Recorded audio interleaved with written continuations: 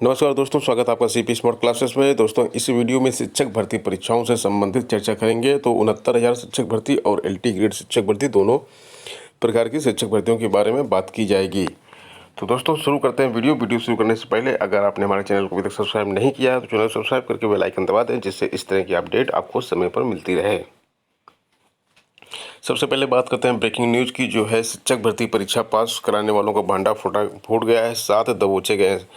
Sorang police ने की है गिरफ्तारी, 7.5 लाख रुपए भी इनके पास से बरामद हुए। एक अभ्यर्थी इनकी चयनितों लिस्ट में शामिल है। पुलिस सूत्रों के मुताबिक सबसे खास बात यह है कि आरोपियों के पास से जिन अभ्यर्थियों के प्रमाण पत्र की छायाप्रति मिली है, उनमें से एक का नाम शिक्षक भर्ती की चयनित सूची में शामिल है। यह बस्ती जिले का रहने वाला है। पुलिस अफसरों का कहना है कि अभी बहुत कुछ स्पष्ट नहीं कहा जा सकता। जांच की जा रही है कि गिरोह के लोग किसके संपर्क में थे। इनके कब्जे से एक डायरी मिली है जिसमें करीब 70 लोगों के नाम हैं।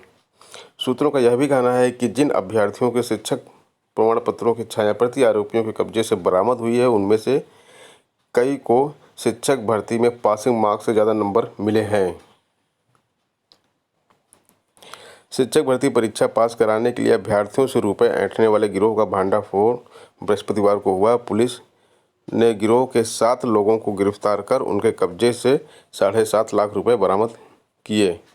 इसके अलावा भारी मात्रा में एडमिट कार्ड, मार्कशीट, अन्य दस्तावेज बरामद किए, जिसकी तलाश की जा रही है। प्रतापगढ़ के लालगंज निवासी राहुल सिंह ने पुलिस को तहरीर देकर बताया कि बीएड करने के बाद वह सहायक अध्यापक की तैयारी में जुटा। फरवरी में उसकी मुलाकात कुछ लोगों से हुई, जिन्होंने कहा कि 69,000 शिक्षक भर्ती में उसका जुगाड़ है और 8.5 लाख रुपए में नौकरी लगवा देंगे। सुपर टेट परीक्षा देने के बाद 26 मई को बातों में आकर सारे गांव में उन लोगों का 7.5 लाख रुपए वह अपने प्रमाण पत्रों की छायाप्रति दे दी।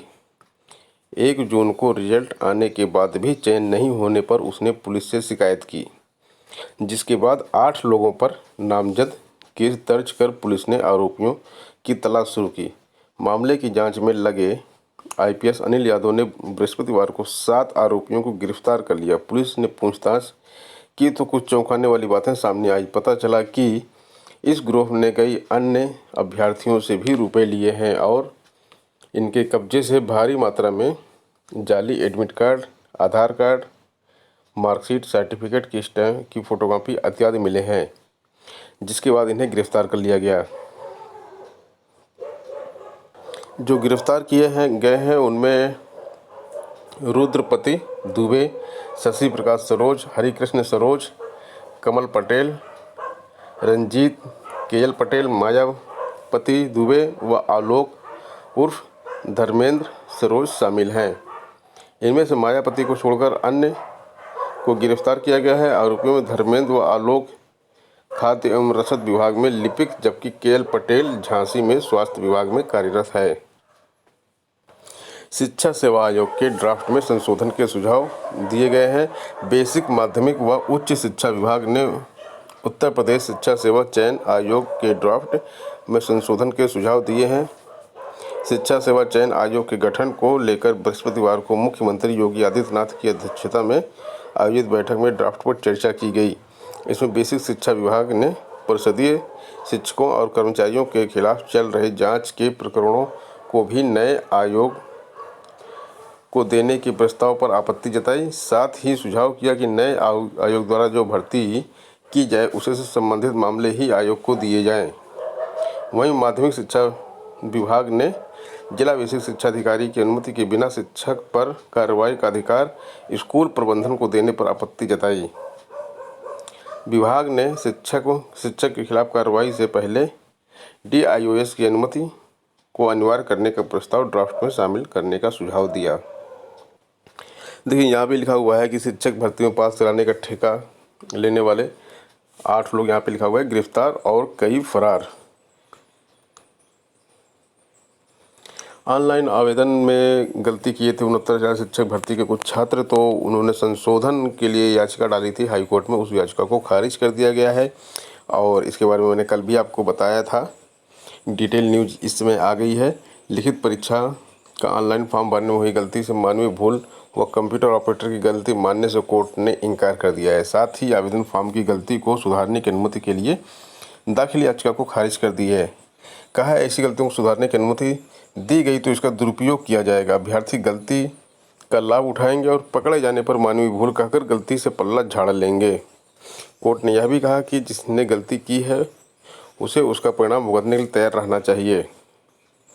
तो जो छात्र गलती किए थे उनकी याचिका खारिज कर दी गई है। अब छात्र जो है दोबारा डबल बेंच में जाने का प्रोग्राम बना रहे हैं और इसके लिए वो याची खोज रहे हैं कि कुछ याची और मिल जाए तो वो साथ में जाएं।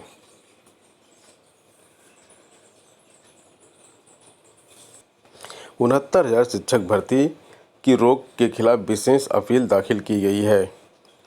सहायक अध्यापकों की भर्ती पर अंतिम रोक लगाने के इलाहाबाद हाईकोर्ट लखनऊ बेंच के आदेश के खिलाफ सरकार ने गुरुवार को हाईकोर्ट की विशेष अपील दाखिल कर दी। महाधिवक्ता राघवेंद्र सिंह की अगुवाई में अधिवक्ताओं की टीम बुधवार से ही बेसिक शिक्षा विभाग के अधिकारियों के साथ विशेष अपील दाखिल करने की तैयारियों में जुटी है और गुरुवार को हाईकोर्ट की लखनऊ बेंच में विशेष अपील दाखिल कर दी गई। सूत्रों ने बताया कि बेसिक शिक्षा विभाग की कोशिश है कि सुनवाई के लिए जल्द से जल्द तारीख मिल जाए। गौरतलब है कि जस्टिस आलोक माथुर की एकल पीठ ने बुधवार को 69,000 सहायक शिक्षक भर्ती प्रक्रिया पर अंतरिम रोक लगाने का आदेश पारित किया था।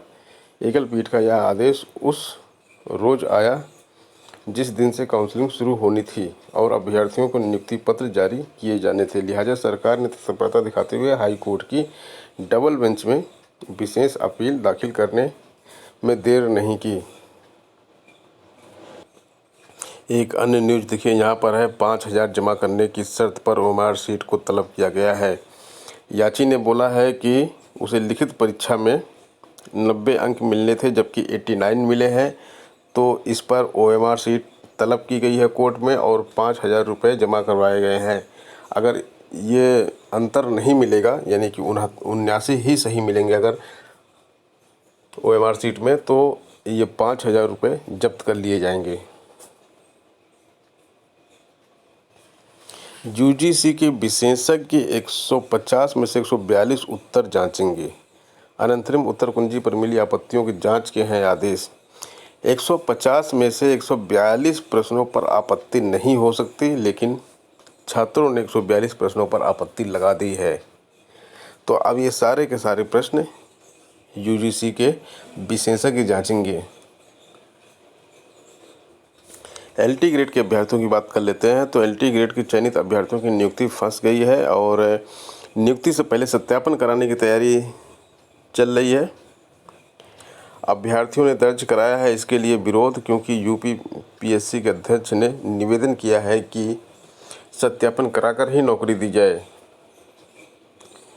तो छात्र चाहते हैं पहले नियुक्ति फिर हो सत्यापन। और सबसे मज़ेदार बात इस प्रकरण में यह है कि सत्यापन के लिए निदेशालय के पास बजट ही नहीं है। जब बजट ही नहीं है तो सत्यापन कैसे करवाएंगे।